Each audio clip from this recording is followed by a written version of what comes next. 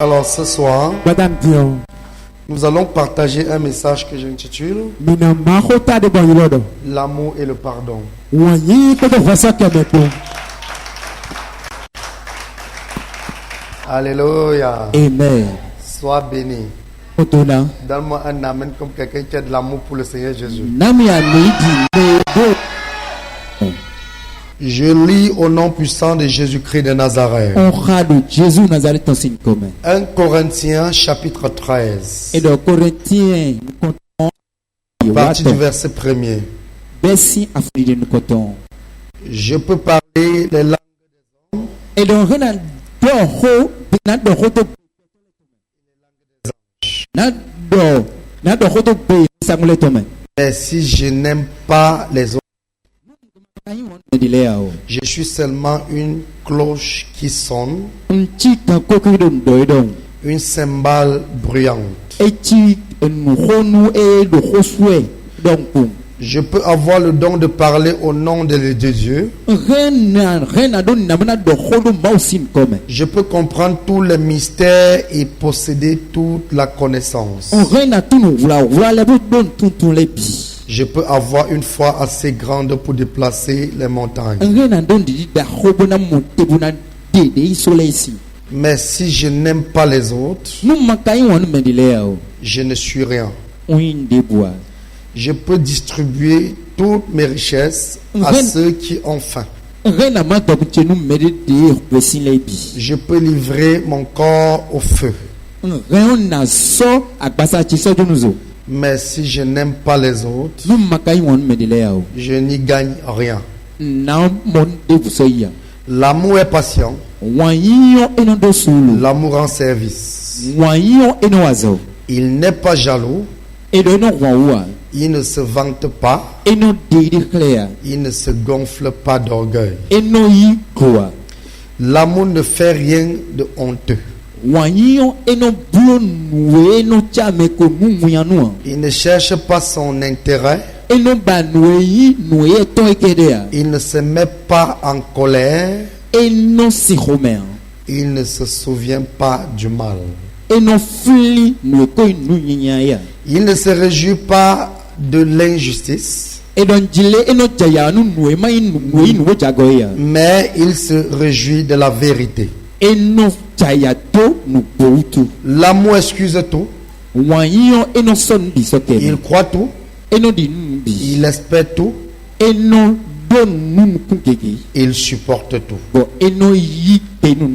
L'amour ne disparaît jamais. Les paroles dites au nom de Dieu s'arrêteront. Le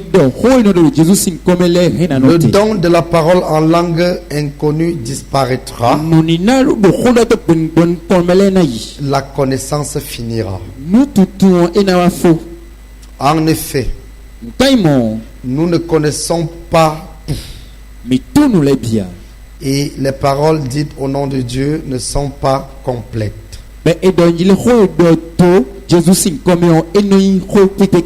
Mais quand tout deviendra parfait, ce qui n'est pas complet disparaîtra. Alléluia. Amen. Alléluia. Amen. Alors, Dion. je peux me lire dans le livre de Matthieu 18, versets 23 à 35. C'est pourquoi le royaume des cieux est semblable à un roi qui voulut faire rendre compte à ses serviteurs. Quand il se mit à compter, on lui en amena un qui devait 10 000 talents. Comme il n'avait pas de quoi payer, son maître ordonna qu'il soit vendu, lui, sa femme, ses enfants et tout ce qu'il avait, et que la dette soit acquittée. Le serviteur, se jetant à terre, se prosterna devant lui et dit: Seigneur, aie patience envers moi, et je te paierai tout. Ému de compassion, le maître de ce serviteur le laissa aller et lui remit la dette. Après qu'il fut sorti, ce serviteur rencontra un de ses compagnons qui lui devait 100 deniers. Il le saisit et l'étranglait en disant: Fais ce que tu me dois. Son compagnon, se jetant à terre, le suppliait, disant: Aie patience envers moi et je te paierai. Mais l'autre ne voulut pas et il alla le jeter en prison jusqu'à ce qu'il ait payé ce qu'il devait. Ses compagnons, ayant vu ce qui était arrivé, furent profondément attristés et ils allèrent raconter à leur maître tout ce qui s'était passé. Alors le maître fit appeler ce serviteur et lui dit: Méchant serviteur, je t'avais remis en entier ta dette parce que tu m'en avais supplié. Ne devais-tu pas aussi avoir pitié de ton compagnon comme j'ai eu pitié de toi? Et son maître, irrité, le livra au bourreau jusqu'à ce qu'il ait payé tout ce qu'il devait. Verset 35. C'est ainsi que mon Père Céleste vous traitera si chacun de vous ne pardonne à son frère de tout son cœur. Alléluia. Amen. Acclame très fort. Alors, comme je l'ai dit, que je vais parler ce soir de l'amour et le pardon. L'amour et le pardon. L'amour et le pardon sont les deux éléments qui nous permettra d'aller au ciel. En fait, ce sont les deux éléments-là qui montrent le caractère de Christ en nous. Parce que Jésus-Christ lui-même est fruit d'un amour illimité. À cause de l'amour que Jésus-Christ est venu sur la terre. Parce que la Bible dit dans le livre de Jean chapitre 3 le verset 16 que c'est parce que Dieu a manifesté un amour infini pour le monde qu'il a donné son Fils unique afin que quiconque croit en lui ne périsse point mais qu'il ait la vie éternelle.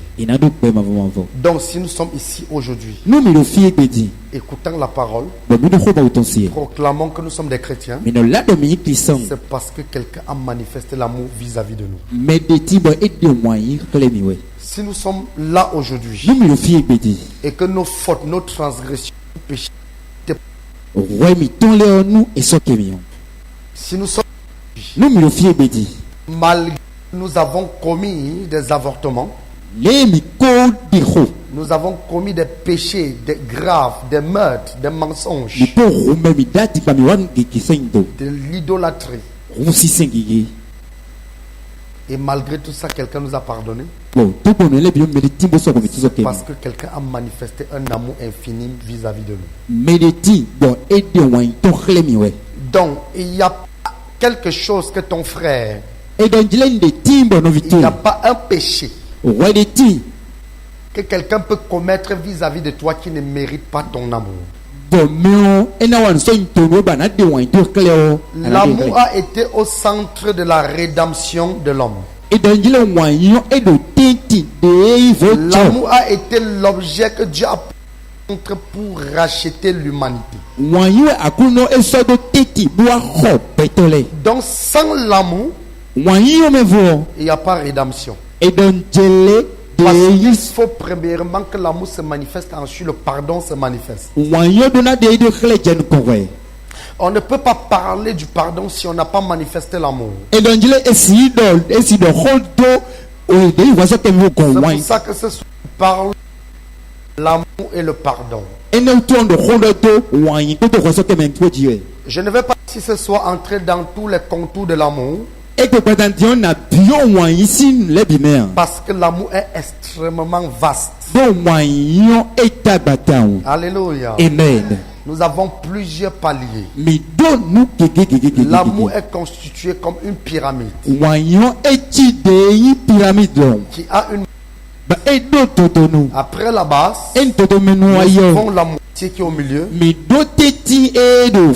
Après ça, nous avons le sommet. Je ne viens pas ici donner un enseignement sur l'amour, exhorter sur l'amour et le pardon. Et quand je parle de l'amour, je parle de l'amour de Dieu manifesté en Jésus-Christ. Et en tant que chrétien, nous devons avoir cette souche, nous devons avoir cette semelle en nous. Nous devons avoir cette racine, la racine qui est la manifestation de l'amour de Dieu. Ça qui te permettra. Quand il t'aura offensé. Est-ce que je parle à quelqu'un? Le passage que nous avons lu dans le livre de 1 Corinthiens chapitre 13, l'auteur de ce livre s'appelle l'apôtre Paul. Et l'apôtre Paul est un enseignant par excellence dans la sous l'air de la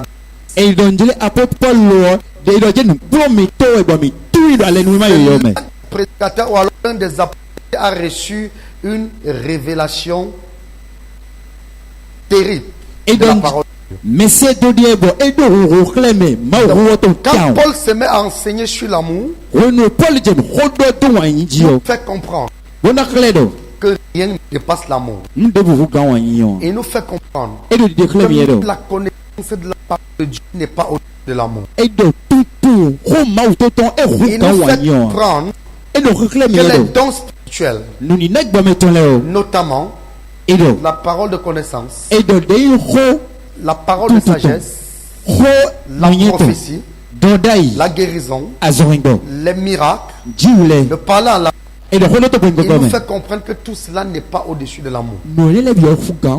Parce qu'une personne qui manifeste les dons, les miracles et n'a pas d'amour ne vaut rien. Une personne qui a la plus grande connaissance, une haute connaissance de la parole de Dieu, mais n'a pas l'amour, ne vaut rien. Il est parti même jusqu'à dire que tout ceci c'est s'arrêter. Mais l'amour ne finira jamais. Est-ce que je parle à quelqu'un? Est-ce que je parle à quelqu'un? Est-ce que je parle à quelqu'un? Si tu dis que tu es enfant de Dieu et que dans ta vie tu as encore un problème, tu as encore un problème ou alors tu as encore des difficultés à manifester l'amour de Dieu envers les uns et les autres, c'est que tu n'as pas encore connu Christ. Parce que Christ, c'est le symbole. Christ, c'est l'amour. Christ, c'est l'amour. Alléluia. Amen. Et pour manifester l'amour de Christ, il faut le manifester vis-à-vis des frères. Tu ne peux pas. Tu ne peux pas prétendre aimer Dieu si tu n'aimes pas ton frère que tu vois. Tu ne peux pas aimer Dieu que tu ne vois pas alors que tu n'aimes pas ton. Tu ne peux pas aimer Dieu que tu ne vois pas alors que tu n'aimes pas ton frère que tu vois. Ce qui va attester que nous avons l'amour, c'est comment nous manifestons l'amour vis-à-vis des uns et des autres.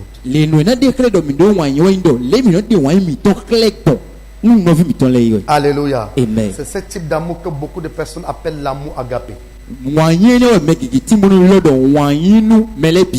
L'amour qui consiste à aimer quelqu'un comme soi-même. Et tu as dit tu as ton frère comme toi-même. Vous savez ce que ça veut dire? Vous savez ce que ça veut dire? Tu aimeras ton frère comme toi-même. Je veux qu'on s'attarde un peu là-dessus et qu'on essaye un peu d'analyser cela. Si tu n'aimes pas ton frère comme toi-même, ne dis pas que tu as l'amour. Tu n'as jamais aimé. Est-ce que je parle à quelqu'un? Qui a l'amour ici? Lève la main. Lève bien la main. Lève bien la main. Je vais vous enseigner ce qu'on appelle, je vais vous montrer ce qu'on appelle aimer son frère comme soi. Aimer son frère consiste à faire à ton frère tout ce que tu aimerais qu'on te fasse. Vous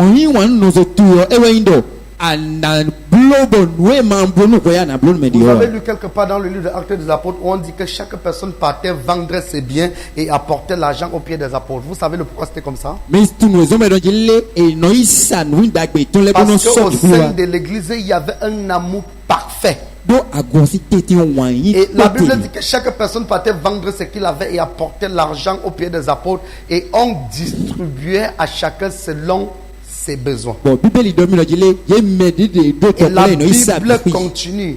Ainsi, il n'y avait point d'indigents. C'est-à-dire que l'amour consiste à prendre ce que tu possèdes et partager avec ton frère afin qu'il sorte de l'indulgence. Est-ce que je parle à quelqu'un? Est-ce que je parle à quelqu'un? L'amour consiste à porter le fardeau des frères. L'amour consiste à vivre la situation des frères. L'amour consiste à ne pas être en paix quand un frère n'est pas en paix. Qu'est-ce que nous voyons à l'église aujourd'hui? Aujourd'hui, l'hypocrisie dans le corps de Christ a atteint le sommet. Les gens proclament l'amour des lèvres, mais régnant la chose à l'intérieur. On voit un frère, on l'embrasse, on rit. On dit frère, je suis avec toi. Alors qu'en réalité c'est ton premier adversaire. Aujourd'hui dans l'église, les gens sont contents quand les frères sont dans des difficultés. Aujourd'hui dans l'église, certains soi-disant frères ou sœurs en fait aiment voir quelqu'un échouer. On aime voir le péché de quelqu'un exposé. On aime voir quelqu'un se dégrader. Aujourd'hui dans l'église, on a tendance à exposer tout le monde. Pourtant, dans le passage que nous avons lu, la Bible déclare que l'amour couvre toute une multitude de péchés.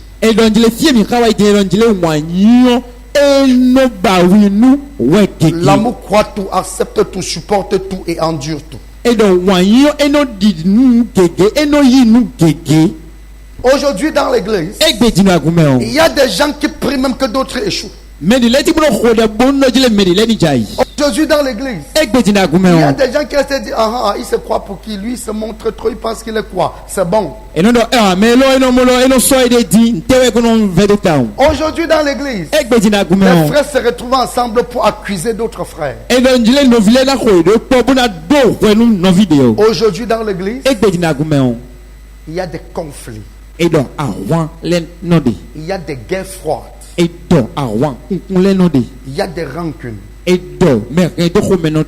y a des médisances. Il y a des murmures. Il y a toutes ces choses. Alléluia. Amen. Vous savez, moi, j'ai tout que il y a certaines choses qu'on trouve dans l'église aujourd'hui qu'on ne trouve pas ça dehors.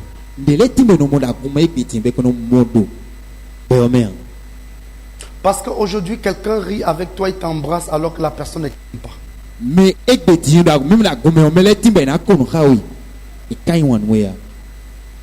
Vous savez, je vais vous surprendre aujourd'hui. Au commencement, le diable ne connaissait pas comment on tue quelqu'un. C'est l'homme qui a appris à Satan à tuer. Est-ce que je parle à quelqu'un? Quand Dieu a créé son monde, il a mis Adam et Ève là. Et avant, le diable n'avait jamais tué personne. Parce qu'il ne connaissait pas comment on fait pour tuer. Le diable a appris à tuer chez Caïn. Parce que c'est la toute première personne qui a tué depuis que le monde a existé. Le diable a vécu sur la terre avant lui. Mais il a tué avant le diable. Est-ce que je parle à quelqu'un? Est-ce que je parle à quelqu'un? Je donne cette petite parenthèse pour dire quoi? Aujourd'hui, l'amour a disparu de l'église. L'amour a disparu du corps de Christ. Et les gens sont dans l'église, sont rancuniers. Les gens sont dans l'église. Quand un frère se lève, il évolue, on est jaloux. Les gens sont dans l'église. Quand une sœur est zélée, on fait tout pour mettre le bâton dans les roues. Les gens sont dans l'église aujourd'hui. Quand un frère s'habille bien, on dit qu'il pense qu'il est quoi? On commence à mal parler de lui. On commence à le saboter. On commence à le détruire. Et vous voyez, les gens mènent des guerres froides dans l'église. Les gens s'asseyent dans la même église. Ils ne parlent pas. Ils ne se saluent pas. Est-ce que je parle à quelqu'un? S'ils voient ta mort, il va acclamer. Alléluia. Amen. Même chez les païens, on ne trouve pas ça. Ce que le diable a gagné les chrétiens d'aujourd'hui avec, c'est l'amour. Le diable ne connaît pas ce qu'on appelle l'amour, mais dans son clan, il a établi cela. Parce que vous devez savoir que dans les loges de la fraternité, les francs-maçons, les rosicruciens, les Ekanka, les Lions Club, les Rotary Club, tout ça, ils ont un amour extrême. Ils manifestent un amour extrême. Si un membre de la fraternité part du Bénin, il arrive aux États-Unis, il n'a pas où dormir. S'il trouve un membre de la fraternité des États-Unis qui ne se connaissent pas, il va l'accueillir, il va dormir là.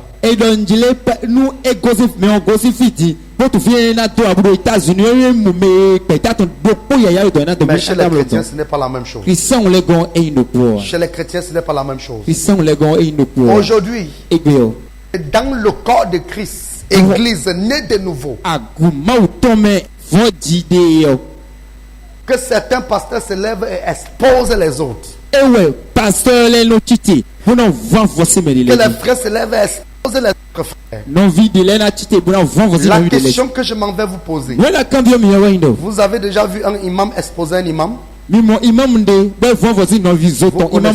connaissez ce qu'ils font? Vous avez déjà vu un prêtre exposer un prêtre? C'est dans le corps de Christ. Comme toutes ces choses. Est-ce que je parle à quelqu'un? C'est pas l'amour a disparu. L'amour de Christ a disparu. Normalement, quand tu constates, tu découvres le péché de ton frère, au lieu de l'exposer, prie pour lui pour qu'il change. Quand tu constates que ton frère n'a pas atteint ton niveau ou ta dimension, au lieu de le critiquer, le calomnier, le rejeter, prie pour lui pour que Dieu change son cœur. Parce que si on fait un retour en arrière, avant que tu ne crois, tu étais pire que lui. Et c'est parce qu'un jour quelqu'un a intercédé pour toi et Dieu a changé ton cœur que tu es là aujourd'hui. Personne ne peut dire qu'il est venu à Christ par ses propres forces. Que tu acceptes Christ, quelqu'un a prié pour toi quelque part à l'insu. Parce que le Seigneur dit que personne ne à lui si le Père ne l'attire. Personne ne peut accepter le Seigneur si le Père ne se révèle et l'attire dans sa maison. Donc si aujourd'hui tu estimes que ton niveau spirituel ou bien tu es devenu plus saint que le Saint-Esprit, alors ta sainteté doit t'amener à prier pour celui qui n'est pas encore saint et l'aider à grandir, à devenir saint. Est-ce que je parle à quelqu'un?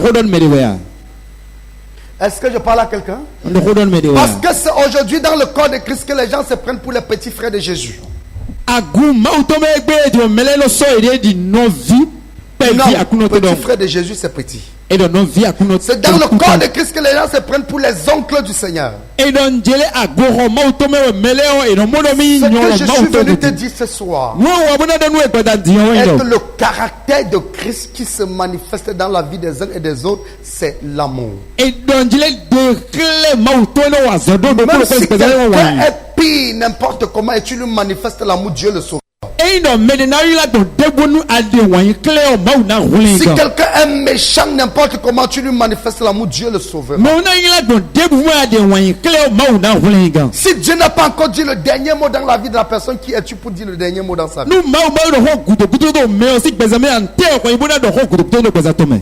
Si Dieu n'a pas encore dit que c'est fini pour la personne, qui es-tu pour dire que c'est fini?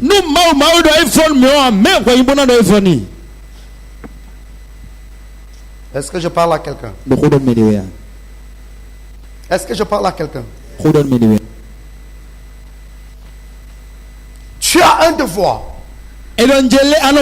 C'est de relever ton frère quand il est tombé. Mais aujourd'hui, quand un frère tombe, au lieu qu'on le relève, on l'enterre une fois. Alléluia. Amen. Le bûche. Au lieu d'aider à se relever, on casse ses pieds une fois pour qu'il colle au sol. Non, parce qu'on veut rester debout seul. Alléluia. Amen. Qui vous a appris à tirer sur les blessés? Est-ce qu'on tire sur les blessés? Quand quelqu'un est blessé, aide la personne à se soigner. Et quand il sera guéri, tu le frappes maintenant. Est-ce que je parle à quelqu'un? Est-ce que je parle à quelqu'un? L'amour et le pardon a disparu de l'église. Et je suis donc venu vous dire une chose ce soir. Tu ne peux pas dire que tu as Jésus et tu ne manifestes pas l'amour.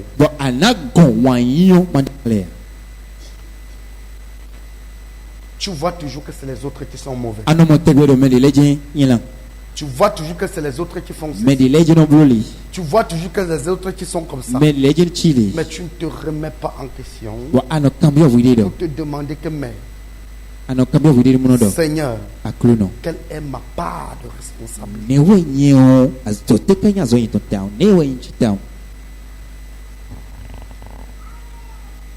Aujourd'hui dans l'église, quand le diable réclame quelqu'un, on pousse la personne au diable en même temps. Alors que quand le diable avait réclamé Pierre, qu'est-ce que Jésus a fait? Qu'est-ce que Jésus a fait? Qu'est-ce qu'il a fait? Qu'est-ce qu'il a fait? Il dit Pierre, Satan t'a réclamé, mais j'ai intercédé pour toi, j'ai prié pour toi.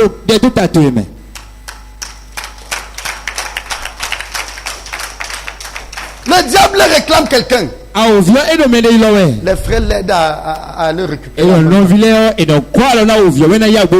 Que Satan prend. Il est à toi.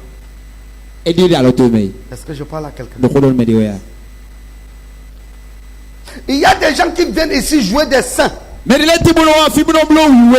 qui partent jouer des saints devant les gens, devant le monde entier.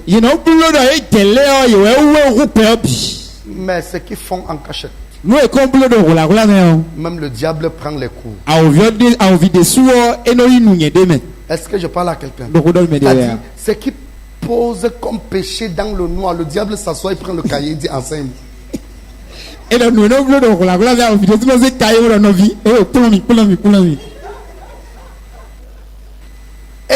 ils enseignent le diable parce que le diable pose la question que bon, tel endroit, je n'ai pas compris. Ils expliquent.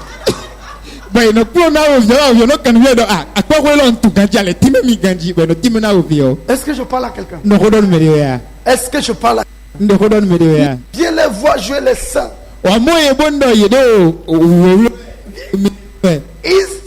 Ils font comme s'ils représentent la quatrième personne en Dieu. C'est-à-dire on dit Dieu le Père, Dieu le Saint-Esprit, Dieu le Fils et Dieu le Frère.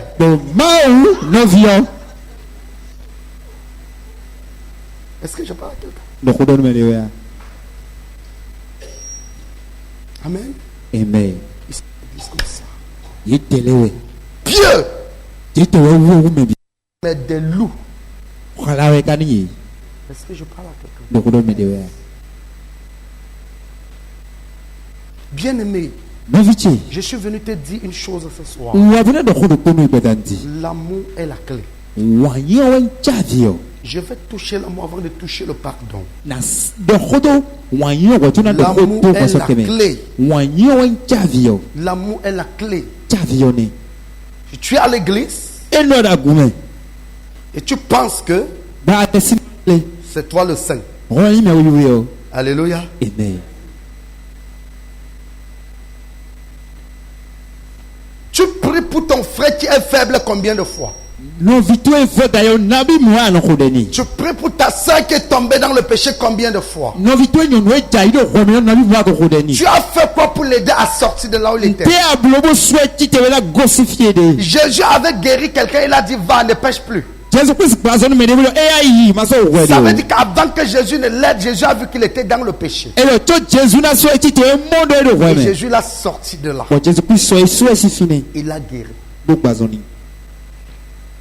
Alléluia. Amen. Tu trouves un frère dans le péché? Alléluia. Amen. Tu es prêt à venir ici, prends le micro et dis que alors, est-ce que vous savez que j'ai attrapé le frère tel en train de mentir? Est-ce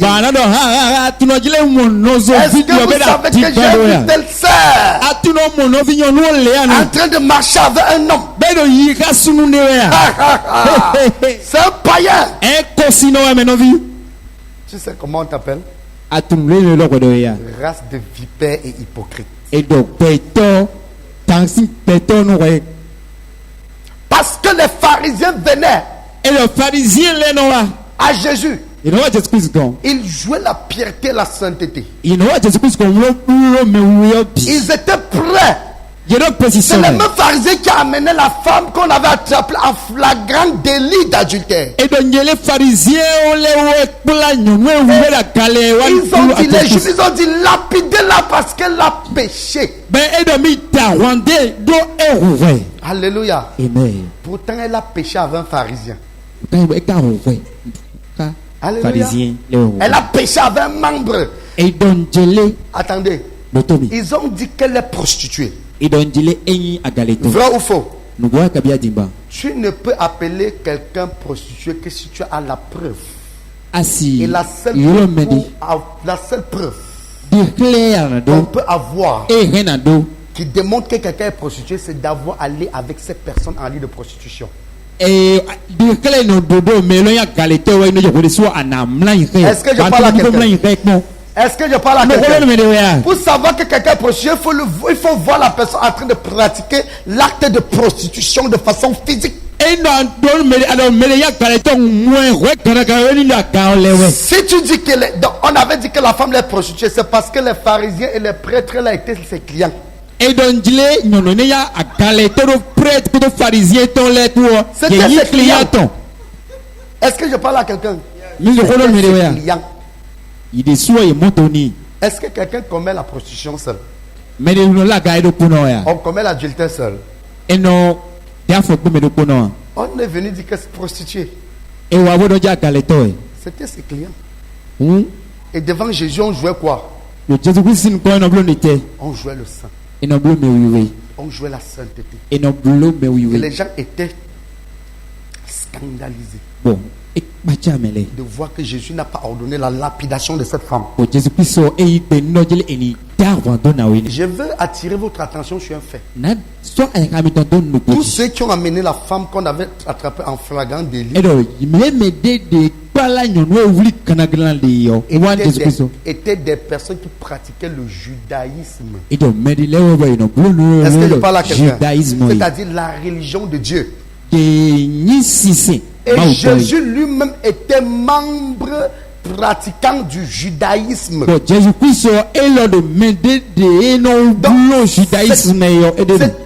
Jésus n'était pas chrétien. Est-ce que je scandalise quelqu'un? Dis à ton voisin, Jésus n'était pas chrétien. Alléluia. Amen. Non, Jésus n'était pas chrétien. Jésus, c'est le christianisme. Il n'était pas chrétien. On est chrétien parce que c'est Jésus qui est le christianisme.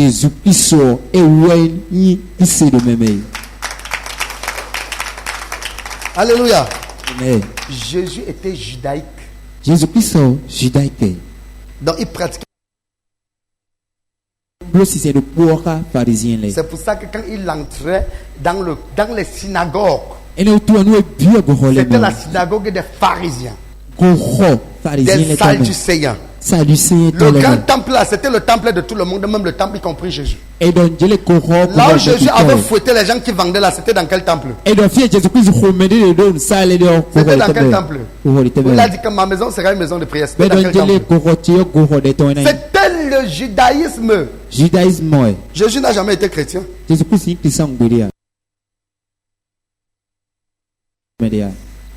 Donc, ses frères, puisque ses frères, ses frères dans le Seigneur sont venus dire: toi qui veux dire que Dieu te parle, nous voulons lapider cette femme parce qu'elle a commis l'adultère. Et Jésus a dit: si quelqu'un parmi vous n'a jamais péché,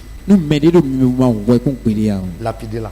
Il y a des gens qui se comportent comme des sadduciens, des scribes ici. Ils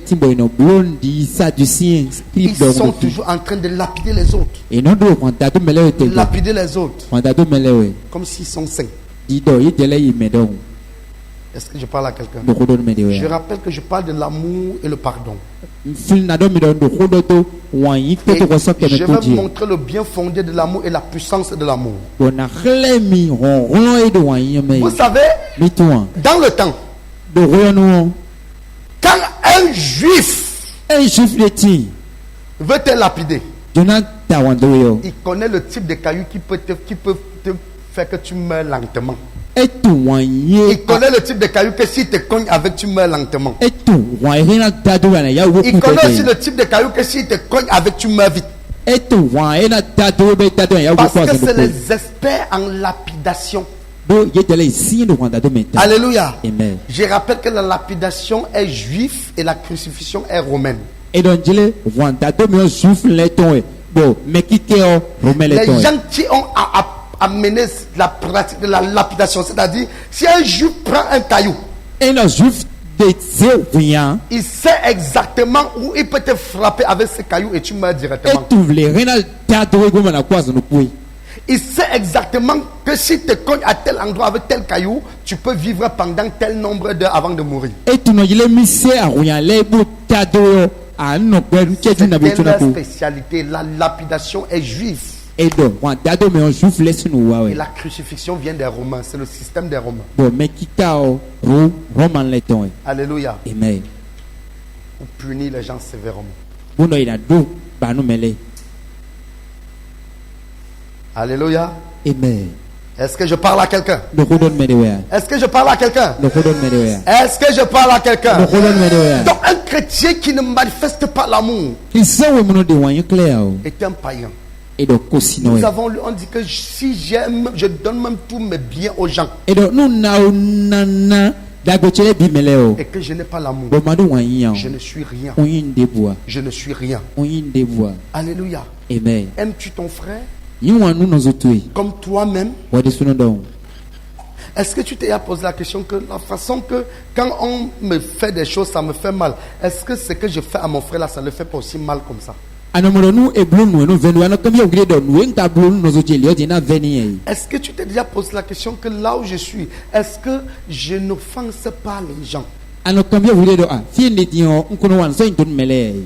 Parce que tu peux même le faire sans le savoir. Tu dois donc être patient. L'amour est patient.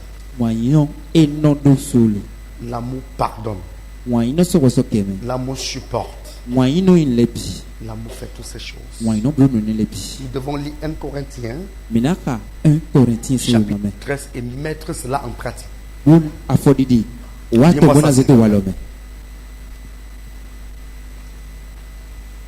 Corinthiens chapitre 13. Oui. Quand je parlerai les langues des hommes. Quand je parlerai les langues des hommes. C'est-à-dire le gros français. Et le gros anglais. Oui. Et des anges. C'est-à-dire même le parler en langue.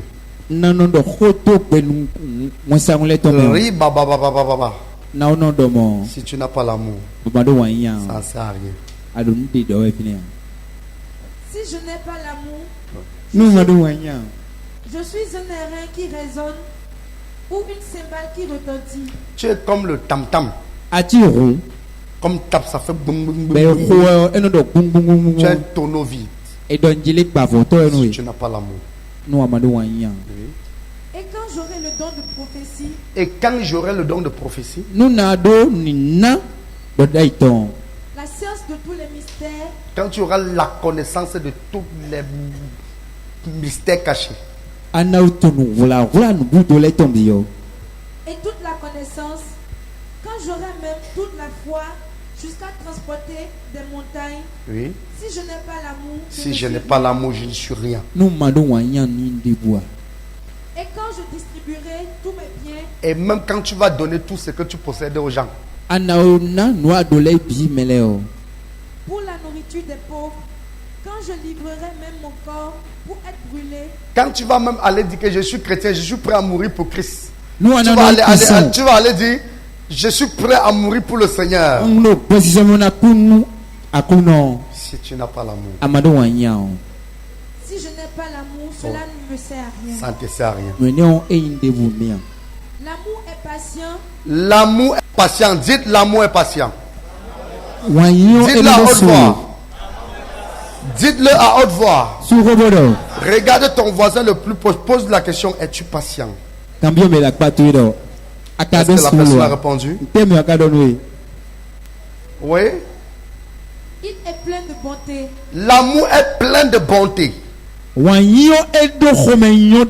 L'amour est plein de bonté. Qui sait ce que c'est que la bonté? La bonté. Des personnes bonnes. Qui manifestent la bonté. Oui. L'amour n'est point envieux. L'amour n'envie pas. Tu vois la chose de ton frère. Tu dis que ben, pourquoi c'est lui qui a ça? Pourquoi pas moi? Oui. L'amour ne se vante point. L'amour ne se vante pas. Il y a des gens qui sont champions. Alléluia. Ils sont champions. Quand ils ont payé un nouveau vêtement, ils restent à la maison sciemment jusqu'à toute l'église est pleine. C'est à l'heure là. Quand le pasteur a commencé la prédication, entré à l'église. Et quand on leur demande de s'asseoir là-bas, ils disent non, je veux m'asseoir que là-bas devant. Parce que tous les églises doivent voir. Il y a des vantards dans le corps de Christ. Ils ont un langage de vantardise. Non, je mange pas la pâte. Hein. Je mange pas ça. Tu sais, je mange que des shawarma. Et Chamale. Papa. Se vante. Tu es en train de se vanter. Vous savez, moi je ne porte pas de paillons. Je porte pas de paillons. Quand je regarde ma ceci, j'ai dit vraiment, j'ai payé ça à 45 000 francs. C'est des vantards. Ils se vantent. Ils marchent là. On dit, hey sœur, ta coiffure est belle, hein? Elle dit, ça c'est greffe. Ce n'est pas la brésilienne, c'est la indienne. On m'a envoyé ça depuis les États-Unis. Alors que tu as payé ça ici au marché Djadjo.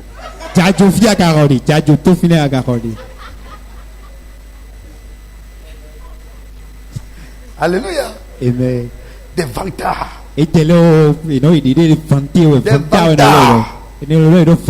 L'amour ne se vante pas. Tu montres à tout le monde que c'est toi. Je peux. C'est moi. Tu n'es qu'un païen. Est-ce que je parle à quelqu'un? Est-ce que je parle à quelqu'un? Dis à ton frère, si tu es vantard, tu es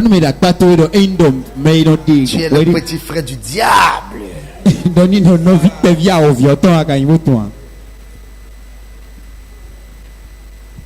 Ils ne sentent point d'orgueil. C'est la même chose. Les gonflards. Alléluia. Amen. Amen. Amen. D'autres gonflés jusqu'à quand ils marchent, les deux devenus comme ça. Ils marchent comme ça. Alléluia. Mon frère, tu auras la bosse sur ton dos pour rien. On se vante. On se vante. J'ai vu une vantardise ici au Bénin. Quand j'arrive au Bénin, je ne comprenais pas. Si mon message était lapide ce soir, ne dis pas que je suis contre toi. Je suis arrivé ici au Bénin. Je ne connaissais pas Bomba. Je vois les gens ont cousu la bille. Je vois, on a laissé les bords là. Je vois, on la met visco. On coule le pain, on laisse les bords là. On met la chiganvi. On met visco super hollandais. Comment il n'a pas? On dit non, on doit savoir que c'est visco.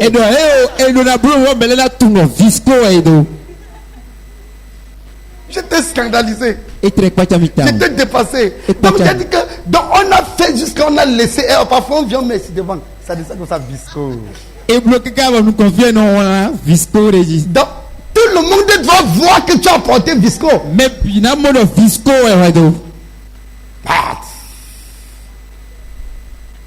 Quelqu'un achète la moto, il laisse les papiers sur la moto, sur ça, il roule, tu vois, il roule partout, tout est emballé sur ça comme ça. Mais les tumeurs ont été yo, tout est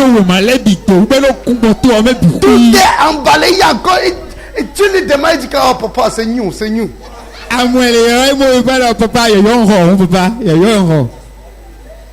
Les gens partent même jusqu'à ils achètent les motos en occasion, ils amènent chez le peintre prend, ils partent acheter le papier, ils emballent avec. Tu demandes, ils disent que c'est nous, c'est nous. Des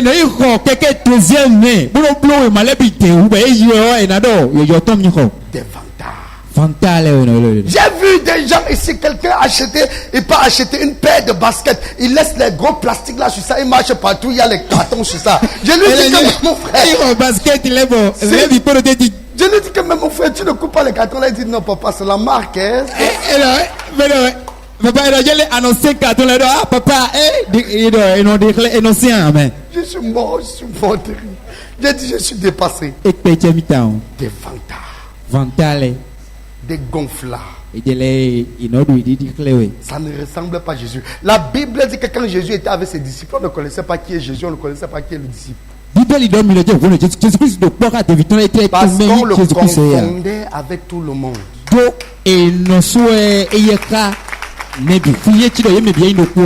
Alléluia. Amen. Si je vois encore quelqu'un avec les habits, il avait les papiers accrochés sur ça. Nous sommes mêlés. On fait, on met, il faut qu'on voit. On met là. Super was hollandais. Super was hollandais. My God. Les vantards. Vas-y. Verset 5. Verset 5. Il ne fait rien de malhonnête. L'amour ne fait rien de malhonnête. Et donc, oui. Il ne cherche point son intérêt. L'amour ne cherche point son intérêt. Les gens luttent pour leurs intérêts. On salit quelqu'un d'autre pour ses intérêts. On peint l'autre en noir pour ses intérêts. On saboter quelqu'un pour ses intérêts. Il ne s'irrite point. L'amour ne s'irrite point. Les gens qui s'irritent. Il ne soupçonne point. Tu vois ce qu'il m'a fait. On ne me fait pas ça. Je ne peux plus supporter ça. Jusqu'à quand? Tu ne t'éclates pas une fois. Oui. Verset 6. Verset 6. Il ne se réjouit point de l'injustice. Il ne se réjouit point de l'injustice. Les gens qui sont contents. Parce que quelqu'un est en train de souffrir. Les gens qui sont contents parce que l'autre, un frère est en train d'échouer. Les gens qui s'assoient, ils disent que bon, voilà, on attend comment il va échouer. Il y a des gens qui sont là en tant que frères, sœurs. Ils s'asseyent comme ça seulement. Ils sont en train de dire que bon, on attend de voir sa chute. Ce n'est pas la sorcellerie. Ce n'est pas la sorcellerie. On va voir jusqu'où il va arriver. On va voir jusqu'où il va arriver.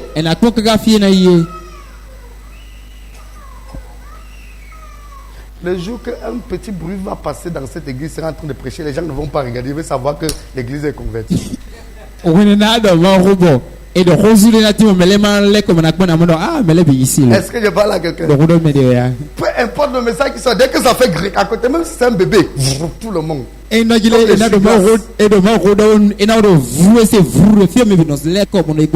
Alléluia. Amen. Alléluia. Amen. Est-ce que je parle à quelqu'un? Est-ce que je parle à quelqu'un? On est content. Parce qu'on voit un frère qui souffre. Il n'a rien vu. Il n'a encore rien vu. Ça va chauffer sur toi. Tu vas comprendre que toi et moi, on n'est pas sur le même pied d'égalité. Alléluia. Tu crois que quoi? Tu prends pour qui? C'est ton égal? Ouais. Mais il se réjouit de la vérité. L'amour se réjouit de la vérité. Quand la vérité triomphe, quand la vérité s'éclate, l'amour se réjouit. Oui. Il excuse tout.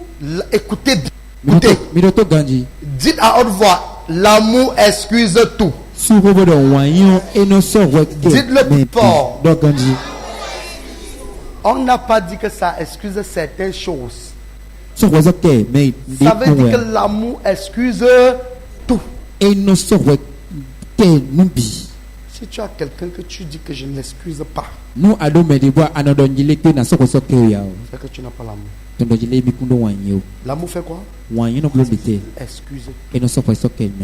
Parce que tu étais pire que ça, Christ t'a pardonné. Oui.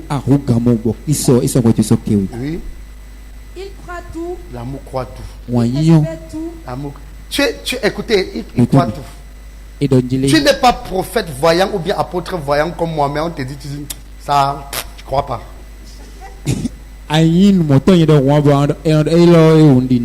Tu dis, je crois pas. Je crois pas. Alléluia. Amen. Je crois pas ce qu'il a dit là. Jamais. Tu es devenu prophète.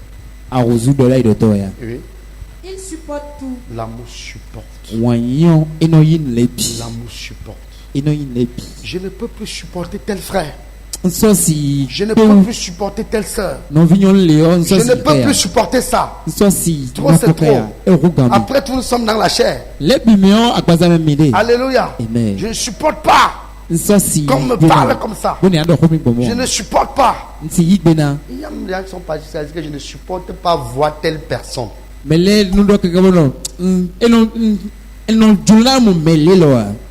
C'est fort, hein? Même le diable ne peut pas dire qu'il ne supporte pas voir quelqu'un. Alléluia. Amen. Oui. Verset 8. Verset 8. L'amour ne périt jamais. L'amour ne périt jamais. Les prophéties prendront fin. Oui. Les langues cesseront. Oui. La connaissance disparaîtra. Oui. Car nous connaissons en partie. Oui. Et nous prophétisons en partie. Oui. Mais quand ce qui est parfait sera venu, oui, ce qui est partiel disparaîtra. Alléluia. Amen. Alléluia. Amen. Écoutez-moi attentivement. Après ce message, tu dois commencer à manifester l'amour. Parce que ce que tu dois savoir, tant que tu ne manifestes pas l'amour, tu ne pourras pas exercer le pardon. C'est parce qu'on manifeste l'amour qu'on exerce le pardon. Il y a des gens qui ne sont pas prêts à pardonner. Quelqu'un te fait quelque chose, tu gardes ça. Si tout le monde gardait ce que tu faisais comme mal, c'est que personne ne te parle plus. C'est que personne ne te regarde plus. Il y a des gens qui ne pardonnent pas. Nous avons lu dans le livre de Matthieu 18, verset 23 à 35.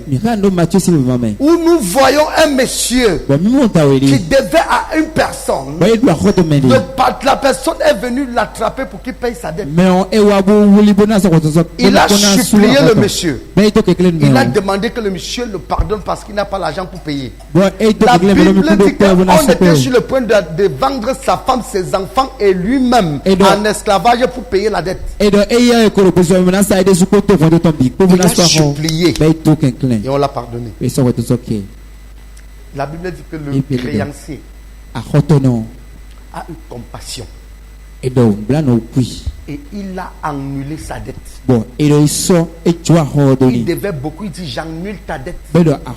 Ta situation me touche. Mais quand on a annulé sa dette, il devait près de 100 millions de francs. Quelqu'un est venu dire: bon, comme j'ai pitié de toi, j'annule, tu ne dois pas. Je ne vais pas te vendre, je ne vais pas t'envoyer en prison. Il est sorti en route. En marchant, il a croisé quelqu'un qui lui devait 10 000. Il a dit: mon frère, donne-moi mon argent. Le gars a dit: mon frère, pardon. Je n'ai pas encore. Dès que j'aurai, je vais te donner. Il a dit: quoi, tu es fou? Il a raclé. Tu me connais? Tu vas me payer mon argent. Trop, c'est trop. Il a attrapé le parti, il l'a jeté en prison. Quelle méchanceté. Quelle méchanceté. Et les gens ont vu ça. On est parti dire à celui qui l'a pardonné avant: le gars que tu as pardonné là, parce qu'il te devait 100 millions là, il est en train de trangler quelqu'un là-bas.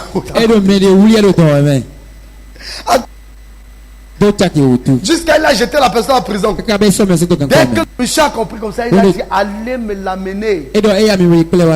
On est parti, on l'a attrapé. Le gars lui a demandé que tu me devais 100 millions. Je voulais vendre ta femme et tes enfants et toi-même pour payer ma dette. Et tu as supplié. J'ai pitié de toi. J'ai annulé. Il n'a même pas dit que je reporte. Il dit: j'annule. Mais tu trouves quelqu'un qui te supplie, te dit de l'accorder quelque temps, tu refuses, quand tu parles, le jeter en prison. Il a attrapé en ce moment. Il l'a livré entre les mains des juges. On l'a jeté aussi en prison. On l'a obligé à payer jusqu'au dernier centime. Et il y a les gens qui ont le même comportement dans l'église. Tu étais sale, pourri. Tu as commis des atrocités. Tu as menti et tous les jours tu viens devant. Seigneur, pardonne-moi. Seigneur, pardonne-moi pour mon escroc. Tu dis dans ton cœur: Seigneur, pardonne-moi pour mon vol. Seigneur, pardonne-moi pour ma prostitution. Seigneur, pardonne-moi pour mon mauvais comportement. Seigneur, pardonne-moi pour mon mal parlage. Dieu te pardonne. Mais dès que ton frère dans l'église, place une parole déplacée. Tu ne le parles plus. Tu le gardes rancune. Tu dis qu'il a un mauvais comportement. Tu ne peux plus jamais composer avec lui. Tu ne peux plus rien faire avec lui. Pourtant, chaque fois que tu as offensé Dieu, tu as offensé quelqu'un, pardonné. Le Seigneur t'a pardonné. Mais toi, à ton tour, tu dis que je ne pardonne pas. Je ne peux pas pardonner cette personne. Cette personne, sa tête même ne me plaît pas. Tu peux créer la tête de quelqu'un. Tu dis que la tête de quelqu'un, tu peux fabriquer une tête. Alléluia. Amen. Alléluia. Amen. Tu dis que quand je le vois, il m'énerve. C'est une insulte, énervement aussi. Il t'énerve. Non, jusqu'à il y a des gens à l'église où tu as enfermé les gens dans ton cœur quand tu vois la personne. Tu regardes la personne comme si la personne sentait comme si ce n'était pas l'enfant de quelqu'un. Tu regardes la personne comme si la personne n'a pas aussi deux poumons comme toi. Tu regardes la personne comme un moins que rien. Tu chiffonnes. Tu le méprises. Tu dis que la personne est zéro. Tu ne peux pas, la personne. Tu ne peux pas pardonner. Tu gardes la personne dans ton cœur. Tu gardes la personne dans ton cœur. Tu gardes dans ton cœur. Ton cœur, c'est le magasin de Satan. Est-ce que je parle à quelqu'un? Regarde ton voisin. Dis, si tu gardes les gens dans ton cœur, c'est que ton cœur, c'est le magasin du diable. C'est que ton cœur, c'est l'endroit où le diable vient mettre ses bagages dedans. Alléluia. Amen. Le diable va mettre ses bagages dans ton magasin jusqu'à ça va remplir, va fermer ça.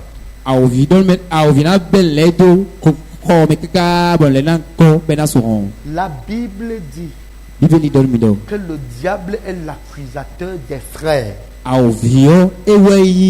Donc toute personne qui a l'esprit d'accusation est un fils du diable.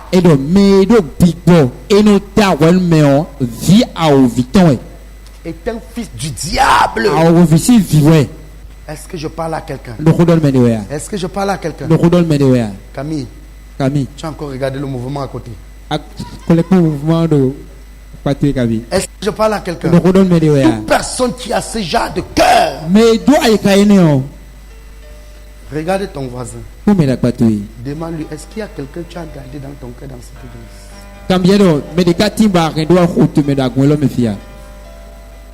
Est-ce que quand tu rentres chez toi, tu t'assois avec ton ami, tu prends le nom d'un frère, vous écrasez, vous écrasez, vous écrasez, vous écrasez, vous écrasez comme le piment sur la pierre.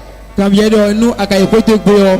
est chez lui, il mange et il mord sa langue de tel côté. Il tourne, il mange, il mord sa langue. Il fait, il tourne, il marche, son cœur fait peu. Il ne comprend pas alors que tu es en train de l'écraser dans ta maison.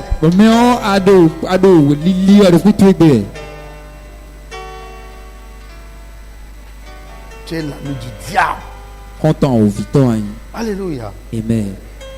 Ça commence comment que quelqu'un est chez lui tranquillement, il veut méditer. Quand il veut méditer, il se baisse, il veut méditer, l'inspiration ne vient pas. Il se met à genoux pour prier, les paroles ne sortent pas. C'est parce que tu es en train de l'écraser chez toi. Pourquoi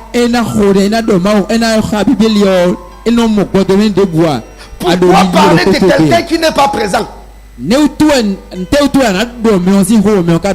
Pourquoi parler de quelqu'un qui n'est pas présent? C'est normal. C'est normal. C'est normal. Alléluia. Vraiment.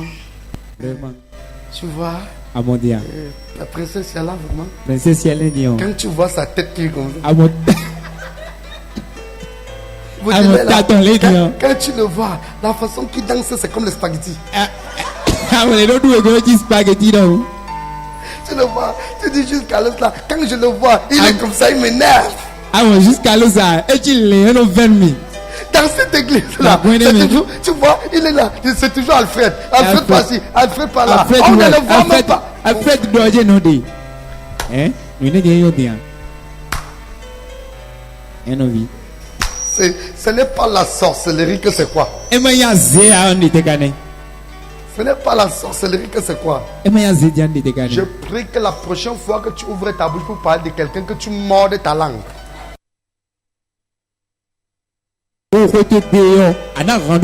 Et quand tu vas mordre ça, tu vas soigner, ça ne va pas guérir. Malchance. Alléluia. Amen. L'amour et le pardon a foutu le camp de l'église. Quelqu'un est zélé, au lieu qu'on l'encourage, on l'éteint. Quelqu'un est engagé à faire l'œuvre de Dieu. Au lieu qu'on l'encourage, on l'aide à avancer, on le décourage. Mon frère, on a fait plus que toi. Hein? Tu es là, tu cours. Quand on va te faire ça, tu vas t'asseoir.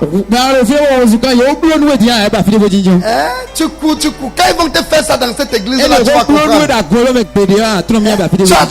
Tu te montres, c'est parce que tu veux décourager la personne. Le diable veut en fait, tu es le frère du diable. Pour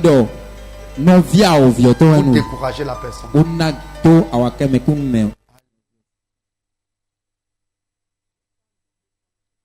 Pour dénoncer les vies des gens. Dieu t'a chargé quand? Fais ça. Alléluia. Amen. Alléluia. Amen. Faites très attention. S'il n'y a pas l'amour, il n'y aura pas de pardon. Qui connaît le passage qui dit que si vous ne pardonnez pas à vos frères, vous non plus, vous ne serez pas pardonnés. C'est dans le livre de 1 Corinthiens. Alléluia. C'est-à-dire, d'abord même dans le Notre Père qui est aux cieux, c'est si simple que ça. Pardonne-nous nos offenses, comme nous aussi nous pardonnons à ceux qui nous ont offensés. Ça veut dire que si tu ne pardonnes pas à celui qui t'offense, Dieu ne te pardonnera jamais. Et tu viendras demander pardon. Jamais. C'est-à-dire le pardon que Dieu t'accorde est conditionné. C'est conditionné par rapport à comment toi aussi tu pardonnes aux gens. Et je parle à quelqu'un. Pardonne comme nous aussi. Nous pardonnons.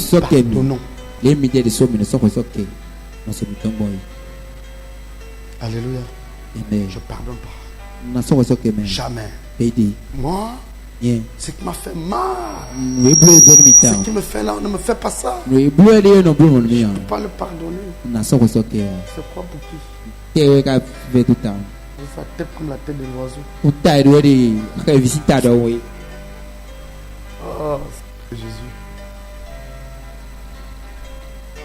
Écoute-moi attentivement. Écoute-moi. L'amour et le pardon.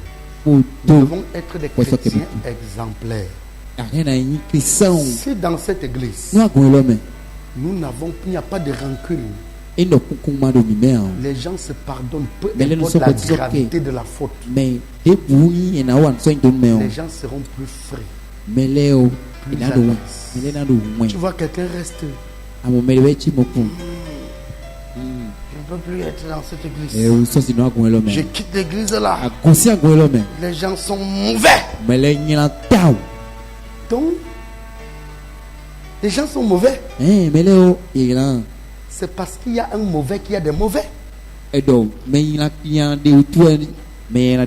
Alléluia. Amen. Tu pars parce que vraiment. Et la chorale, je dis toujours à nos soeurs qui viennent vraiment de la chorale, qui intègrent la chorale. Si vous regardez ce qu'on va vous faire, vous allez démissionner. Alléluia. Amen. Parce que c'est comme s'il y a un mauvais esprit qui vient toujours chasser les gens de la chorale. Est-ce que je parle à quelqu'un? C'est comme s'il y a un mauvais esprit. Dès que tu entres à la chorale, le diable entre dans la vie de ses oncles et ses frères. Commence à te voir. Il dit que vraiment, la chorale là, le leader a fait ceci. Le gars qui joue au piano, le gars qui tape la batterie là, c'est un mauvais. Telle personne tu vois, la façon qu'il te regarde, tu chantes. Telle personne. Le diable. Alléluia. Amen. Quelqu'un voit le diable est un bâtard. Dites le diable est un bâtard. Alléluia. Amen. L'amour demande que si tu constates que ton frère a fait quelque chose qui ne va pas, par amour pour le Seigneur et pour lui, tu vas vers lui. Et si tu ne peux pas aller vers lui, va et prie pour lui. Ne l'expose pas. Le pasteur a cette responsabilité de l'exposer en fonction du degré qu'il voit. Pasteur, Alléluia. Si tu ne peux pas, va voir le pasteur pour que le pasteur l'interpelle. Mais ne pas voir tel frère. Tu te lèves. Tu couches le frère. Tiens, frère. Vraiment, ça fait longtemps. Tu ne viens pas le rendre visite, c'est parce que tu viens faire papato. Tu t'assois, tu fais comme tu viens de la justice. Vraiment. Tu vois ce que je vois tous ces derniers temps à l'église. Tu n'as pas constaté. Le frère va dire que telle personne. On va commencer à écraser les gens. On va prendre très frère, on l'écrase. On prend l'autre, on l'écrase. Tu te couches chez toi, tu veux dormir, on écrase ton nom, tu commences à faire des cauchemars.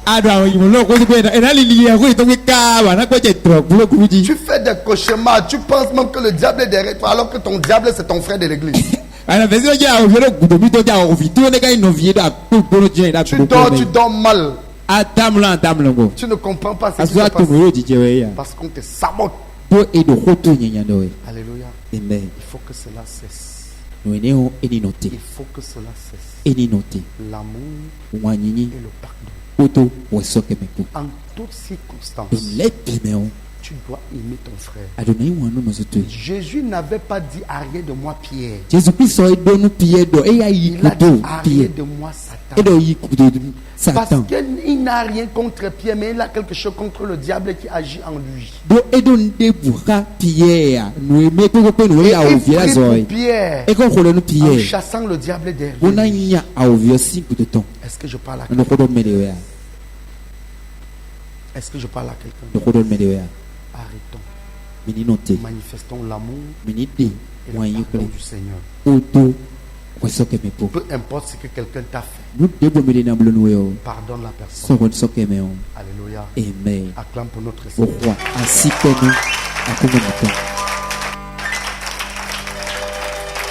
Amen. Amen. Est-ce que quelqu'un a une question à poser ce soir? Je te réponds rapidement et puis nous allons prier. Alléluia. Amen. J'ai une question. Amen.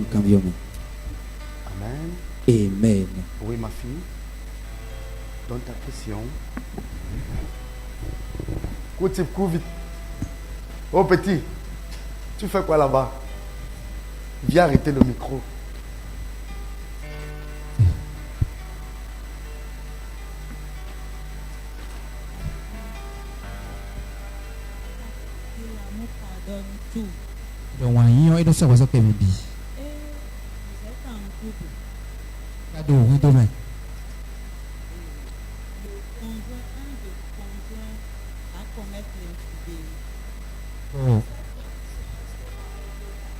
Acclamez pour le Seigneur.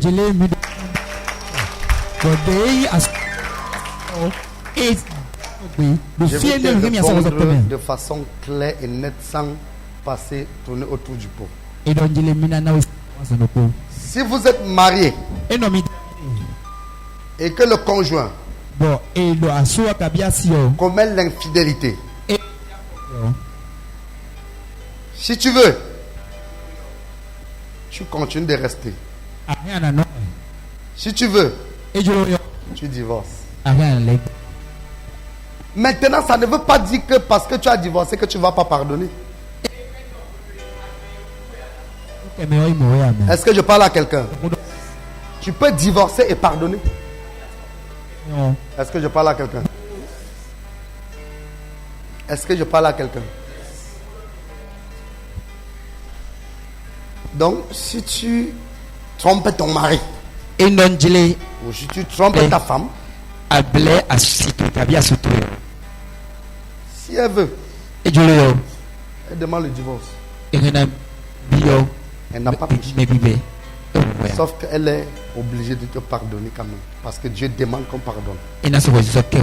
Parce que si tu divorces et tu continues de garder rancune, c'est là où il y a problème.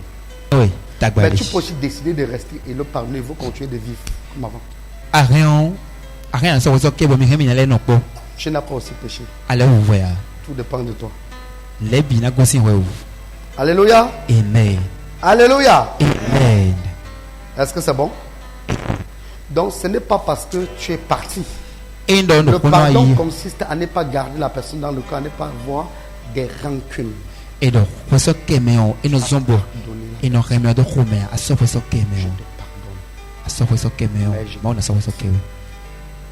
si j'ai un cœur fragile, au lieu de continuer, au lieu de rester là et mourir d'arrêt cardiaque, alléluia. Amen. Au lieu de rester là et mourir d'arrêt cardiaque, tu fais comment?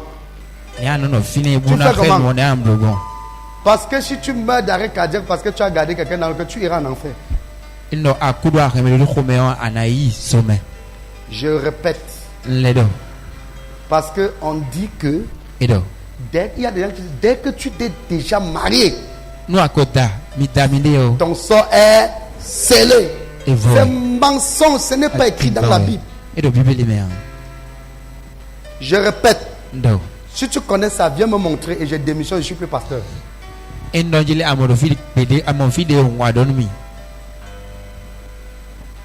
Est-ce que je parle à quelqu'un? Je dis bien. Non. Les pères des églises endormis là,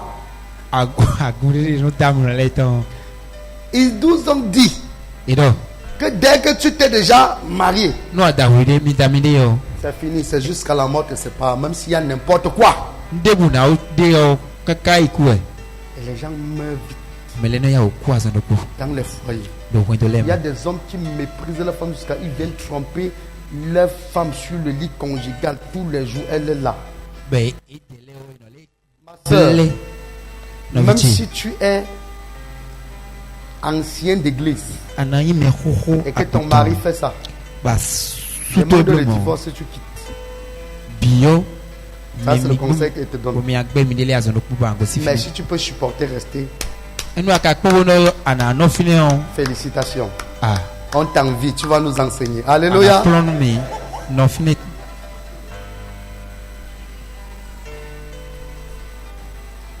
Donc tu dis à ta soeur, tu n'es pas en prison. Dis ça à ta soeur. Tu n'es pas en prison. Vice versa. Si tu as une soeur chez toi, que tu sens que tu veux déjà mourir à cause des actes qu'elle pose, tu vas demander le divorce. Si tu vis dans la sainteté, tu crains ton Dieu et tu ne commets pas de péché, tu iras au ciel. Est-ce que je parle à quelqu'un? Il va en profondeur, aller dans les détails, les gens vont s'évanouir. Ma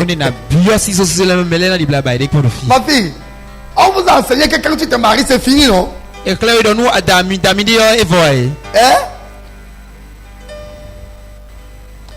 Je veux vous choquer cette fois et je vais arrêter le message.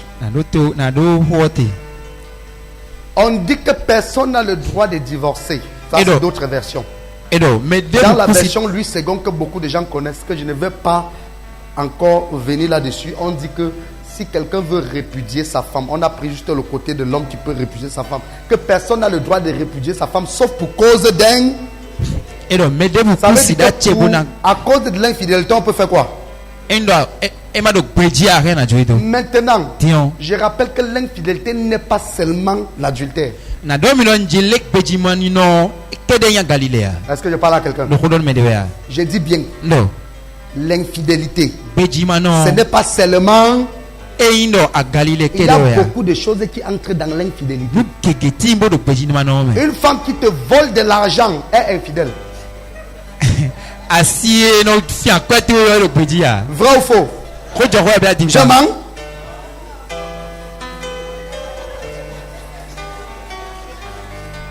Nous allons étudier la Bible là. Alléluia. Amen.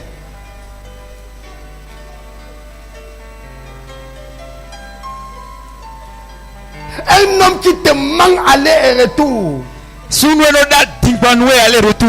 il n'est pas fidèle dans ses paroles. Donc, et si on met ça dans le cadre de l'infidélité, ça veut dire que même pour un mensonge, quelqu'un peut divorcer. Alléluia. Mais c'était juste une parenthèse. J'ai lancé juste une petite bombe et on verra ça après en profondeur. Donc ne vous sentez pas en prison. Dis ça à ton voisin. Le mariage n'est pas une prison, c'est un jardin d'Éden. Il y a des gens, au lieu d'entrer dans le jardin d'Éden du mariage, ils entrent dans l'enfer éternel du mariage.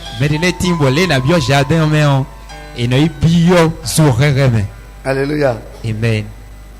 Tu rentres à la maison. Oui. Tu viens trouver, tu es parti, tu viens trouver ton mari sur le lit avec la voisine. Bon, tu viens au pasteur, tu dis pasteur, je n'en peux plus, mon cœur, je sens que mon cœur veut lâcher. Pasteur dit, sœur, on a dit que personne ne divorce. Bon, l'amour supporte tout. Pour le meilleur et pour le jamais. Mais si tu es fort pour supporter ça, il n'y a pas de problème. On acclame pour toi. Il y a des mariages que quand tu entres dans le jour que tu sors, tu deviens heureux. Alors, est-ce que je parle à quelqu'un? Est-ce que je parle? Acclamez très fort pour le roi de gloire. C'est un sujet. Je vais faire un enseignement. Parce qu'il y a certaines sœurs qui osent maltraiter leur mari parce qu'il dit que tu ne peux plus rien, c'est fini. Tu as déjà signé. J'ai dit que quand ton mari, on n'enlève plus. Alléluia. Amen. Il dit que Dieu a dit que c'est que Dieu a uni que. Alléluia. Quand je vais vous enseigner sur ça, vous allez vous évanouir. Acclamez pour le Seigneur.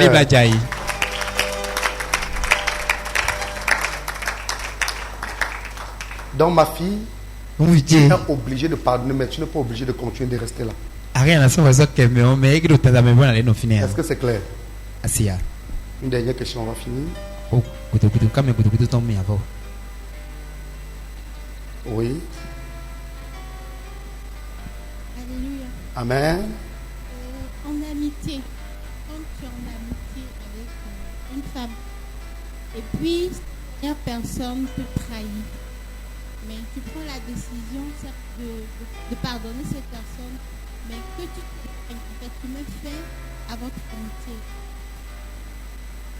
Ça c'est très bien, mais ça ne veut pas dire que si tu vois la personne, tu ne vas pas saluer la personne. Si tu peux aider la personne, ça ne veut pas dire que tu ne vas pas l'aider. Ça veut tout simplement dire que vous ne pouvez plus vous mettre ensemble pour faire un business par exemple. Ça veut tout. Hein? Tu l'as bloqué. Ça veut dire que tu l'as gardé. Alléluia. Ça veut dire que tu bloques pour dire que même si tu es en train de mourir, ne m'appelle plus. Alléluia. Amen. Moi je ne bloque pas les gens, même si tu peux faire n'importe quoi, ils te laissent. Parce qu'un jour, il y a des gens qui m'ont fait des choses après. Ils se disaient que j'ai encore des preuves. Un jour, ils sont dans des situations. Ils m'appellent, ils disent ouais, vraiment, pardon. J'ai dit non, il n'y a pas de problème. Je mets la prière. Je prie pour toi et Dieu se manifeste. Je n'avais pas gardé dans mon cœur. Mais si tu as gardé dans ton cœur, dès que tu vas voir son numéro, tu appelles qui? Vampire. Alléluia. Amen.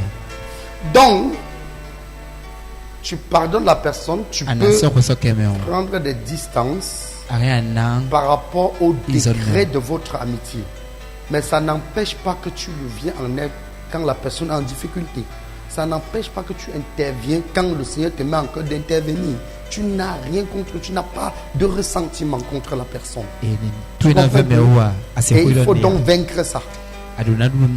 Alléluia. Amen. Il faut donc dominer ça. C'est là où il y a tout le problème. Amen. Amen. Tu entends que tu sors, tu trouves la personne parce que vous avez eu des problèmes. Tu trouves que la personne a été renversée par un véhicule. Tu ne l'assistes pas. Tu l'assistes. Tu as de l'argent, tu payes les soins. Que le Seigneur te bénisse. Vraiment, bonne guérison et tu t'en vas. Si la personne a faim et que tu as l'argent, tu lui donnes. Mais quand tu bloques la personne là, c'est pour que la personne ne saigne même pas. Alléluia. Amen. Le Seigneur vous bénisse. On organise le séminaire pour expliquer sur le mariage ici. Mais quand nous position mais bon le séminaire de pour na time noyant le dans tous les détails. Ben na time kanji. On va organiser. On va expliquer. Alléluia. Amen. Je vais encore vous dire quelque chose. Aujourd'hui, on a mis beaucoup de frères dans les prisons et on condamne trop de frères. On passe le temps à dire aux frères, un frère qui regarde une soeur, envie la soeur. Le pasteur dit, tu as péché parce que tu as convoité. Je vous pose une question. Qui peut marier une femme sans la convoiter, sans la désirer en fait? Est-ce que tu peux aller épouser une femme sans désirer celle-là d'abord? Ce n'est pas possible d'aller marier quelqu'un ou bien d'entrer en relation de mariage avec quelqu'un sans désirer la personne en avant. Alléluia. Amen. Je dis que ce n'est pas possible. Écoutez ce que Jésus a dit. Il dit, celui qui regarde une femme et convoite a commis quoi? Adultère. On parle d'adultère entre deux personnes mariées. Et le rôle de c'est-à-dire que si tu regardes une femme qui est déjà mariée, tu la convoites, tu as péché parce qu'elle ne peut plus, tu ne peux pas la marier. Mais une jeune soeur qui est célibataire, j'ai tout le droit de la. Si je suis célibataire et qu'elle est célibataire, j'ai l'ambition de me marier, j'ai tout le droit de bien la regarder afin de voir si elle ça va.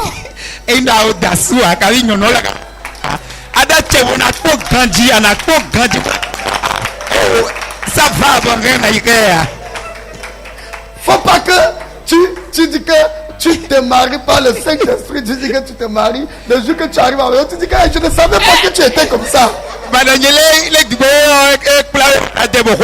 pas pris le temps de bien te regarder. Écoutez-moi très bien. Jeune frère, si tu veux prendre une soeur, regarde sa forme. Si le bagage arrière correspond à ce que tu veux, si les phares avant donnent comme tu veux, et si la peinture est le genre que tu aimes, et si ça te fait vibrer le cœur, il faut foncer. Foncez seulement. Est-ce que je parle à quelqu'un? Est-ce que je parle à quelqu'un? Ne viens pas jouer le Saint-Esprit. Tu refuses de voir. Que tu arrives à la maison, quand la soeur se lève, tu dis que je ne savais pas que le derrière était plat comme la planche.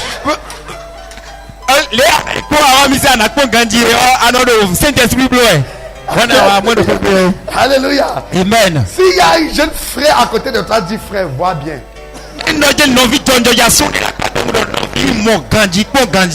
Dis frère, convoite, ce n'est pas un péché. Dis convoite. Est-ce que je parle à quelqu'un? Les gens ont passé le temps à endormir les esprits des gens. Tu viens, il se passe, tu vois que la sœur veut te plaire, tu condamnes, tu dis non, je ne veux pas convoiter. Non, c'est le péché. Frère, tu vas te marier que dans le Saint-Esprit. Même Adam a dit la chair de ma chair et l'os de mes os. Ça veut dire que c'est la chair qu'il a vu. Pourquoi Adam n'a pas dit que voici ce qui est l'esprit de mon esprit et l'âme de mon âme?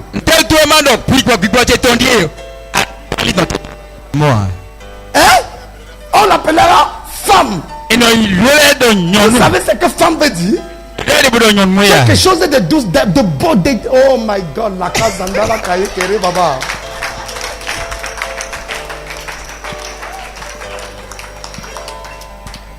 Alléluia. Ce qui met la joie dans le cœur de quelqu'un. Est-ce que je parle à quelqu'un? Alléluia. Maintenant, si tu es une soeur, regarde bien le frère. Quand il va venir vers toi, si ça te plaît, non, n'hésite pas. Il ne faut pas faire la galanterie. Amen. Amen. Amen. Que les gens nous laissent les choses qu'ils ont passé le temps à dormir. Les gens lisent les Écritures sans comprendre. On dit celui qui regarde une femme et convoite a commis adultère. Est-ce qu'on parle de l'adultère entre deux personnes qui ne sont pas mariées? Répondez-moi. On parle de quoi? De la fornication. Pourquoi on n'a pas dit qu'il a commis fornication?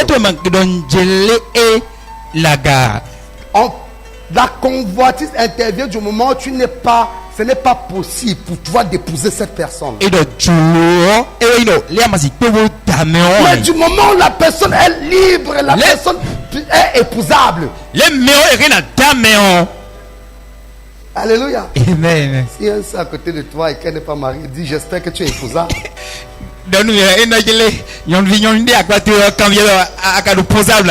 Est-ce que je parle à quelqu'un? Donc il y a des choses comme ça. Il y a un frère vient dire frère, pasteur, j'ai vu une soeur qui me plaît. Tu es trop charnel. Tu es trop charnel. Non, quand tu vois comme ça, tu n'as même pas le droit de voir. Viens demander qu'on prie et Dieu montre la forme de la personne en Alléluia. Amen. C'est terrible. Que le Seigneur vous bénisse. Laisse, je vais entrer en profondeur et vous donner un enseignement de 5 heures de temps. On va aller point par point de la Genèse à l'Apocalypse. Vous allez comprendre que quand on vit la vie chrétienne, on doit être épanoui. Ce n'est pas la condamnation ni la prison. Jésus n'est pas venu condamner les gens. Il est venu racheter. Il est venu racheter. Que le Seigneur vous bénisse. Que le Seigneur vous bénisse. Et que sa grâce et sa faveur soient sur vous. En puissant de Jésus-Christ. Acclamez très fort pour le roi de gloire.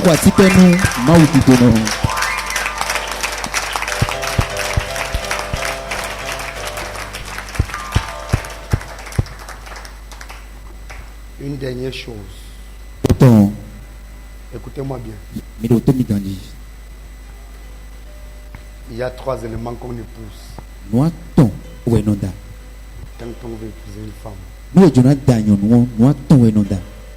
épouse un. Nous nous comptons. Premier aspect qu'on regarde. Nous nous comptons nos ponts. C'est le physique. Et de nos ponts, les mains entiers. J'ai dit c'est le physique. Premier critère. Nous nous comptons. C'est le physique.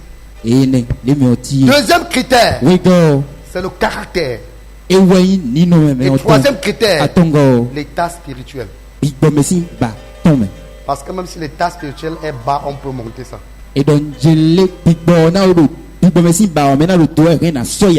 mais si tu regardes seulement l'état spirituel, tu oublies le caractère, le physique. Dès qu'elle va entrer dans ta maison, quand tu vas woro 2 fois, 3 fois, quand tu vas rentrer, tu vas voir que c'est le joujou Kalaba que tu as laissé à la maison.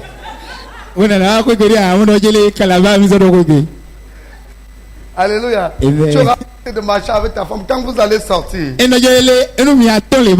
Alléluia. Viens. Quand vous allez sortir, au lieu de marcher main dans la main, comme tu vois qu'elle t'effraie, quand vous allez sortir, tu seras toujours devant.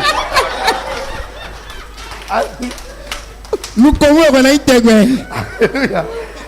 Quand tu marches à quelque part, on te demande que où est ta femme? C'est ta femme là-bas. Tu dis la mère de mes enfants.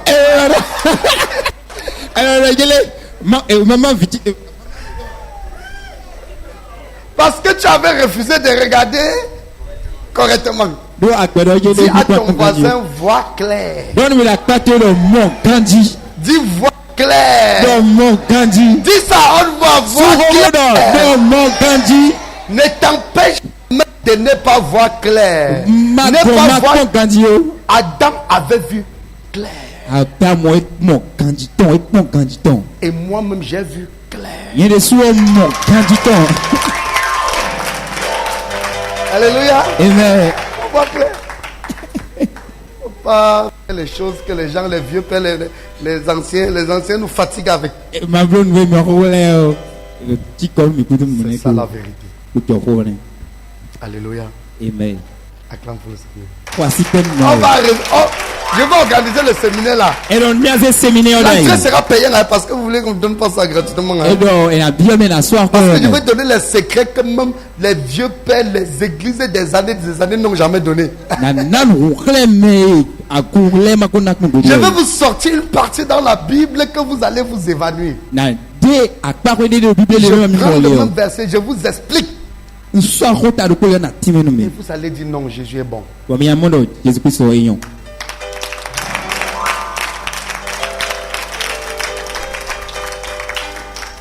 ont fait comme ça. Les sœurs sont dans les églises, elles vieillissent. On mystifie le mariage. On mystifie, on complique. Quelqu'un vient dire j'ai trouvé ma part. On te dit qu'on doit prier pour que le Saint-Esprit montre au moins à 3 personnes en vision. Dans le rêve. Alléluia. Amen. Alors qu'il n'y a même pas l'esprit de révélation dans l'église. Il n'y a pas les dons de révélation. On te dit qu'on doit prier chaque jour. Tu demandes, il s'il te plaît en 2019. Tu vas voir au pasteur. Le pasteur amène dans le comité des anciens. Tous les anciens commencent à prier. Il faut qu'au moins 3 anciens voient parce que sur la déposition de 2 ou 3 personnes, c'est ça qui est la vérité. Alléluia. Amen. On prie en 2021. Dieu n'a encore rien dit. 2023, rien. 2024, rien. 2025, rien. Entre temps, la sœur brûle. Le frère brûle. Écoutez-moi bien. Quand quelqu'un désire se marier, c'est parce qu'il est en train de brûler. Et quelque chose qui brûle, il faut qu'on éteigne ça. Si on n'éteint pas, ça va tout brûler. Parce que c'est pas ça. On a dit que si quelqu'un brûle, qu'il fasse comment? Qui se marie? On se marie pour faire quoi? Pour éteindre le feu. Maintenant, si quelqu'un est en train de brûler, on n'éteint pas le feu. Qu'est-ce qui va se passer? Il va tout brûler, c'est fini. On va le perdre. Il va rétrograder. Ça va tout se brûler. Est-ce que je parle à quelqu'un? Est-ce que je parle à quelqu'un? Oh, les gens sont ignorants. Les sœurs sont là, elles vivent. Finalement, elles vont attendre fatiguées. Oui. S'il y a une sœur à côté de toi, dis, tape bien, achète ton rouge à lèvres, sanctifie ça et tu mets ça propre. Alléluia. Tu mets ça, sanctifie. Et tu te mets ça. À l'église, tu dis, on ne met pas le rouge à lèvres, mais quand tu sors dehors, tu vois les Jézabel avec le rouge à lèvres, c'est ça que tu... C'est ça, papa. Les hommes qui disent qu'ils n'aiment pas le rouge à lèvres là, quand l'homme est quelqu'un qui aime ce qu'il brille. Alléluia. L'homme aime ce qui est propre, ce qui attire.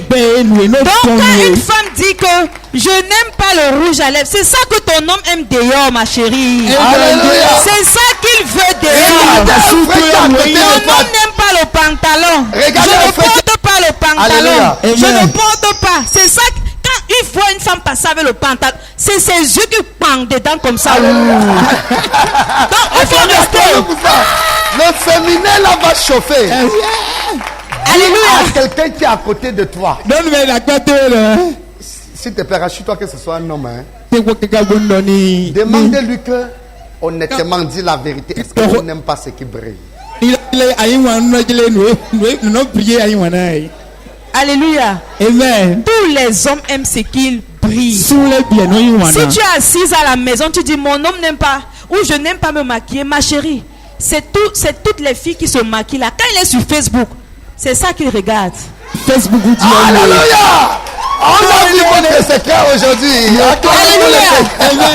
Alléluia. Amen. Que le Seigneur vous bénisse. Amen. Maintenant, j'avais une question que je devais poser depuis. Oui. Amen. Maintenant, c'est par rapport au thème de ce soir, le pardon. Ceux avec qui j'ai été attaché au début du ministère, quand ils sont partis, je les ai bloqués. Ce n'est pas que je les ai gardés rancune, mais je les ai bloqués. Ça ne veut pourtant dire que si je les trouve dans une situation, je ne peux pas les aider. Non, je peux les aider, mais personnellement, je ne veux plus affaire avec eux. Je ne sais pas si je suis en train de pécher ou ce n'est pas le péché. Pour le Seigneur. Écoutez-moi bien. Écoutez-moi attentivement. Si cela continue d'être frère en Christ, tu n'as pas le droit. Si nous sommes frères, je parle dans le cadre de la famille chrétienne. La Bible, quelqu'un qui s'est retiré du corps de Christ il est considéré comme un païen. Et la Bible dit que on ne doit pas saluer ni même parler à une telle personne. La Bible ne dit pas ça. Que quelqu'un qui s'est écarté et on a essayé de ramener plusieurs fois, il s'est entêté qu'on le livre à qui? Qu'on le livre à qui? À Satan. Et qu'il soit désormais considéré comme un païen. Et il dit une telle personne ne la saluez pas et ne parlez même pas avec lui. Si tu es en famille chrétienne, parce que ce qui nous réunit c'est la famille chrétienne. Si tu n'es plus dans la famille chrétienne, alléluia. Je n'ai rien à voir avec toi, je ne partage rien avec toi, je n'ai plus rien avec toi. Par conséquent, je te déconnecte parce que tu peux me contaminer. Est-ce que tu comprends très bien ce que je dis? Est-ce qu'ils font encore partie de la famille chrétienne? Non. Alors, vous n'avez plus de pas.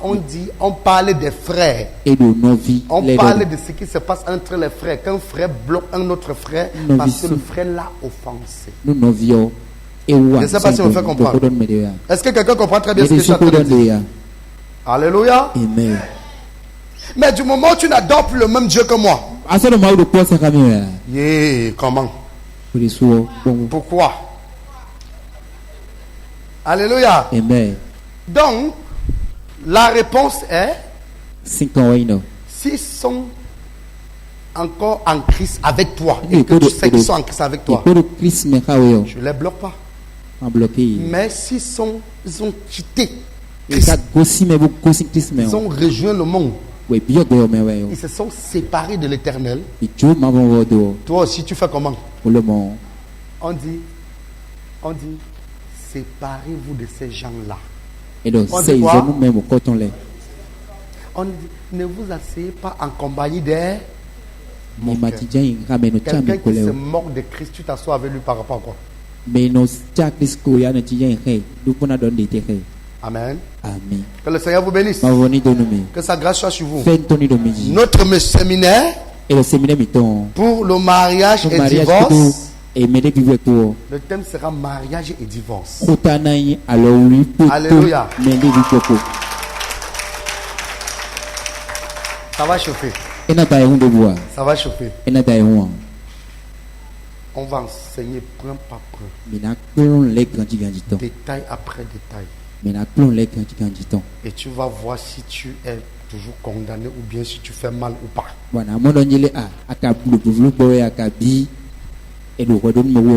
Que le Seigneur vous bénisse. Mettez vos chevaux de pied.